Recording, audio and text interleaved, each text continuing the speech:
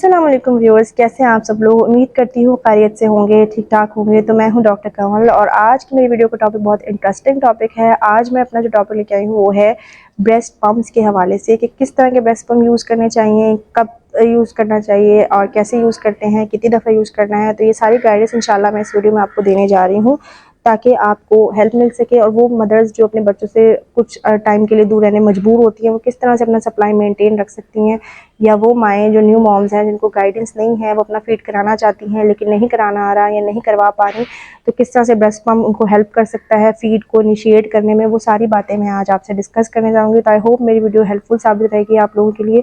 अगर आपको कोई क्यूरी हो, कोई कमेंट बॉक्स में मुझे ज़रूर बताएं, और कुछ जानना चाहते हैं, कोई और फर्दर आपका क्वेश्चन है तो वो भी मुझसे ज़रूर शेयर करें, मुझे अपना फीडबैक भी दें। तो लेट्स सी कि हम क्या क्या डिस्कस करते हैं आगे चल के। अच्छा, अब सबसे अहम सवाल ये होता है कि कब और किन कंडीशन में ब्रेस्ट फीड को जो है वो पंप के ज़रिए जो है वो निकालना चाहिए, या कब पंप यूज़ करना चाहिए। तो वो माएँ जिनका सिजेरियन सेक्शन हुआ है, यानी ऑपरेशन से डिलीवरी हुई है, ज़ाहिर है उनके लिए फ़ौरन उठ के बच्चे को डायरेक्ट मुँह लगवाना बहुत मुश्किल होता है। तो उन्हें चाहिए कि पहले 1-2 दिन एटलीस्ट, अगर वो नहीं बच्चे को उठा पा रही हैं और फीड करा पा रही हैं, तो वो पंप के ज़रिए अपना फीड निकालती रहे ताकि फीड स्टैब्लिश भी हो, आना भी शुरू हो। और जो शुरू का येलो येलो सा वो कोलोस्ट्रम होता है, जो फीड होता है, वो बच्चे के लिए बहुत अहम होता है क्योंकि वो ज़िंदगी भर के लिए बीमारियों से महफूज रखता है। तो उसको वो कोलोस्ट्रम भी मिल सके, वरना अगर आप पहले 2-3 दिन फीड अपना एक्सप्रेस ही नहीं करोगे, निकालोगे ही नहीं या पिलाओगे ही नहीं, तो वो फिर ज़ाया हो जाएगा। ठीक है, एक्चुअल में दूध जो है तीसरे चौथे दिन आना ही स्टार्ट होता है, प्रॉपर लैच जिसको करते हैं।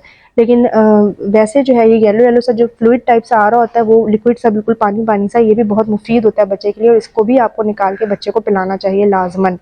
तो वो माएँ जिनका सेक्शन हुआ है वो पंप से जो है फीड एक्सप्रेस कर सकती हैं, या वो माएँ जिनके बच्चे प्री मैच्योर पैदा होते हैं, प्री टर्म होते हैं, यानी वक्त से पहले पैदा होते हैं, और उनके अंदर इतनी सख्त, इतनी कुव्वत नहीं होती कि वो डायरेक्ट अपनी माँ का दूध जो है वो पी सकें या उसको मुँह लगा सकें, क्योंकि उनको सक करना नहीं आता सही से। तो उनके लिए वैसे ही माँ का दूध बहुत अहम होता है। तो उन लोगों में, ऐसे केसेस में, तो आपको एक्सक्लूसिवली फीड निकालना चाहिए फिर पंप के थ्रू, क्योंकि आपके बच्चे को तो और भी ज़्यादा ज़रूरत है मदर फीड की, क्योंकि आपके बच्चे के लिए मदर फीड तो एक तरह से शिफा की तरह है।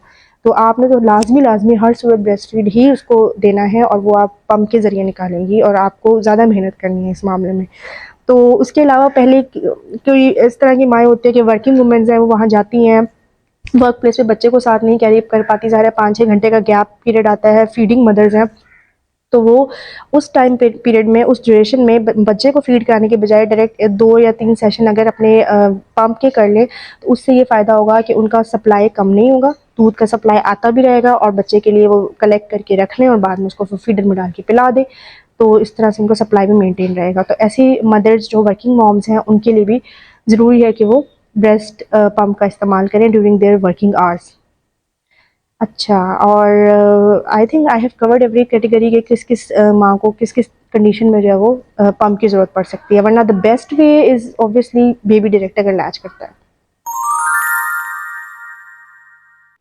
जी, तो सबसे अहम पॉइंट कि कौन सा पंप यूज़ करना चाहिए, कब यूज़ करना चाहिए, वो तो हम डिस्कस कर ही चुके हैं। तो कौन से पंप में, देखिए पंप होता है ब्रेस्ट पंप 2 तरह का, एक होता है मैनुअल और एक होता है इलेक्ट्रिकल। तो जो मैनुअल वाला होता है वो शॉर्ट टर्म के लिए तो ठीक है, लेकिन अगर आप एक्सक्लूसिवली जो है वो पंप को मतलब फीड को जो है वो पंप कर रहे हैं, फिर आपके लिए बेहतर ऑप्शन होता है हॉस्पिटल ग्रेड इलेक्ट्रिकल पंप। वो क्या होता है वो भी बताती हूँ, और जो मैनुअल पंप की मैं बात करी वो भी मैं आपको दिखाती हूँ। जैसे ये है मेरे पास मैनुअल पंप, ये मैं आपको दिखाती हूँ कि मैनुअली ये किस तरह से यूज़ किया जाता है। और शॉर्ट टर्म के लिए इसलिए कह रही हूँ क्योंकि ये बहुत एफर्ट मांगता है, बिकॉज इट्स मैनुअल, तो इसको करने में काफ़ी एफर्ट रिक्वायर होती है, और इसलिए जो है वो सजेस्टेड नहीं है फॉर लॉन्ग टाइम। जी, तो ये है वो मैनुअल पंप जो जिसकी मैं बात करी थी, और ये इतना कोई एक्सपेंसिव भी नहीं है, बड़ा ही चीप वे में आपको 100, 150, 200 में मिल जाता है, और आम सा बड़ा पंप है। इसको यूज़ करने का तरीका क्या होता है, इसको यूज़ करने का तरीका ये होता है कि आपका जो ये वाला पार्ट होता है, ये आपका जो ब्रेस्ट कप होता है, ये आपके उस पे आता है, ठीक है। ये वाली जो चीज़ है ना, ये आपके नीचे होनी चाहिए, लाइक इस तरह। अगर आप इसको अपने ब्रेस्ट पे फॉर एग्जांपल लगा रहे हो, सेंटर में निपल पार्ट हो, तो ये इस तरह आप लगाएंगे, और ये चीज़ जो है वो नीचे होगी, ठीक है। कि जो भी आपका लैच होगा, जो भी मिल्क आएगा, वो इसी के अंदर कलेक्ट होगा, और ये है पीछे का पंप वाला पार्ट। तो जब आप इसको एक बार अटैच कर दोगे तो उसमें आपने पहले सक्शन क्रिएट करनी होती है। थोड़ी सी सक्शन क्रिएट कैसे होगी, जब आपने इसको अटैच कर दिया तो आपने इधर से ये दिस पॉइंट यहाँ से आपने जब इसको यूँ प्रेस करना है, अगर आप इस तरह 2-3 दफ़ा प्रेस करोगे तो इसमें सक्शन क्रिएट हो जाता है। सक्शन क्रिएट होने का मतलब ये है कि वो एक टाइटली होल्ड कर लेगा ब्रेस्ट को। जब वो टाइट होल्ड करेगा तो फिर ज़्यादा स्क्वीज़ करके इसीलिए मिल्क प्रोड्यूस करेगा ना। तो इसको करने के बाद आप जब इसको यूँ पंप करते जाओगे तो मिल्क लैच होता जाएगा, निकलता जाएगा और वो इसके अंदर कलेक्ट होता जाएगा। तो ये तरीका होता है मैनुअल पंप यूज़ करने का, और ये बड़ा कन्वीनियंट, ये बड़ा आराम से आपको किसी भी फार्मेसी से कहीं से भी ईज़िली अवेलेबल है और मिल जाता है।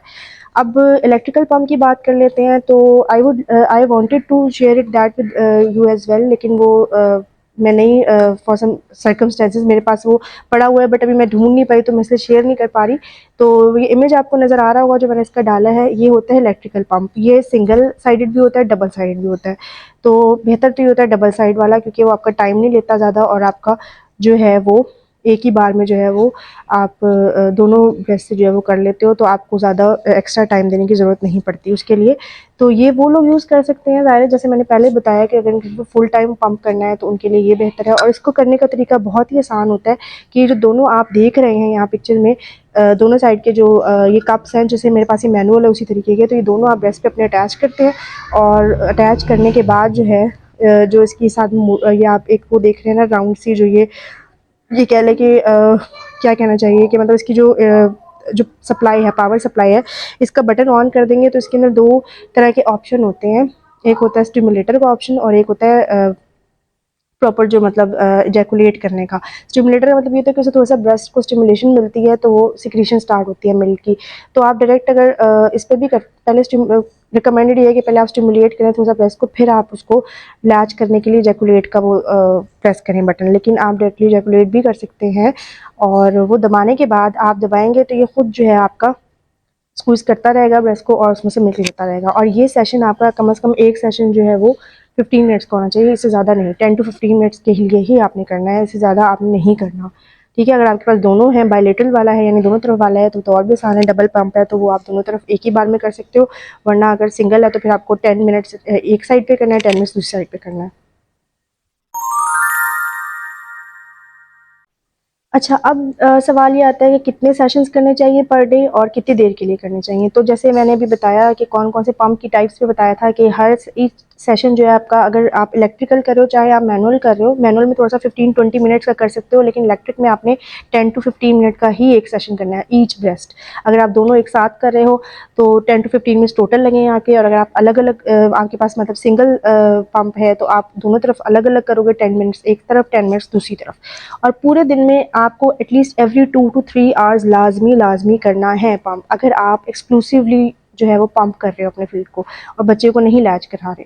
ठीक है, हर क्योंकि छोटा बच्चा, देखिए हमने उसी बच्चे की डायनामिक्स पे ही चल रहा है ना। छोटा बच्चा जो है वो डिमांड करता है तकरीबन हर 2 से 3 घंटे में फीड, मतलब उसको देना ही होता है हमने, तो उस हिसाब से ही हम चलेंगे। उसको देखते हुए मैं बता रही हूँ कि आपने हर 2-2 घंटे में, 2 से ढाई घंटे में आपने एक सेशन ये 10-15 मिनट्स का करना है, अगर आप एक्सक्लूसिवली पंप से फीड कर रहे हैं, निकाल रहे हैं तो ये आपका स्केड्यूल होना चाहिए। अब अगर दिन में 24 घंटे हैं तो दैट मीन्स कि आपके तकरीबन 10 to 12 सेशंस होने चाहिए पर डे। अच्छा, अब रिकमेंडेशन की थोड़ी-सी बात कर लेते हैं कि मैं क्या रिकमेंड करूँगी। मैं चाह रही थी कि आपको थोड़ा हेल्प भी मिले कि अगर पंप लेना है तो कैसा लेना है, कौन-सा लेना है, तो उस पे भी आपको थोड़ा-सा गाइड कर सकूँ। तो अगर आप मैनुअल पंप ले रहे हैं तो आप सादा-सा बेशक ये 150-200 वाला भी ले लेंगे तो इट वर्क वेल, ये सही काम करता है। ठीक है? क्योंकि अगर आपको आर्ज़ी तौर पे करना है, कुछ टाइम के लिए करना है तो इट इज़ ओके, ज़रूरत नहीं है इतना ज़्यादा इन्वेस्ट करने की फिर पंप पे। और एक ऑप्शन ये होता है, एक तो आपने जो है वो ये तो देख ही लिया, लेकिन इससे थोड़ा-सा अगर और अच्छा जाना चाहते हैं, किसी ब्रांड पे मूव करना चाहते हैं, तो पिजन का ये वाला जो आप इमेज देख रहे हैं, बेसिकली हैंडल की तरह से आपको मूव करना पड़ता है। ये भी मैनुअल है, ये भी मैनुअल। ये थोड़ा और कम्फर्ट वाइज़ उससे बेहतर है कि आपको डायरेक्ट उसको प्रेस नहीं करना पड़ता, बल्कि उसको हैंडल के ज़रिए आप करते हैं, तो आप ये भी बाय कर सकते हैं।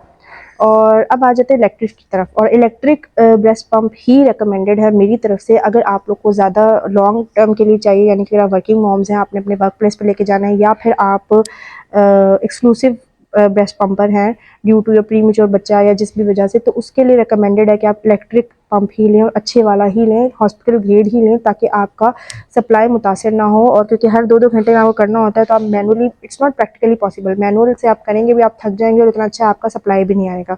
तो इसलिए इलेक्ट्रिक से ही करें ताकि वो अच्छा आपको इसका फ़ायदा हो।